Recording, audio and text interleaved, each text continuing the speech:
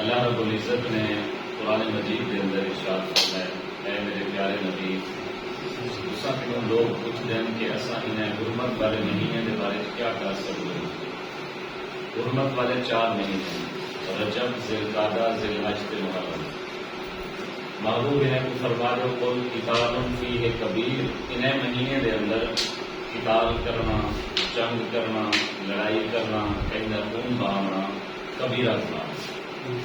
افضل الصیام بعد رمضان شہر اللہ المحرم، محرم الحرام کو اللہ نے نبی صلی اللہ علیہ وسلم نے اپنا مہینہ قرار دیا، اللہ کا مہینہ قرار دیا۔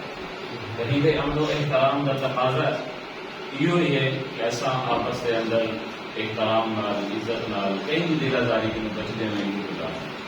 سیدنا فاروق اعظم رضی اللہ تعالیٰ عنہ کی شہادت یہ تو محرم الحرام کو، سیدنا امام حسین رضی اللہ تعالیٰ عنہ کی شہادت محرم الحرام کو، انہیں کو پہلے سیدنا عثمان بن عفان رضی اللہ تعالیٰ عنہ کی شہادت، انہیں بارے تو سارے حضرات سن لو کہ انہیں مدینہ خون بہانا برداشت نہیں کیا، اپنی جان کا گزرانا پہ۔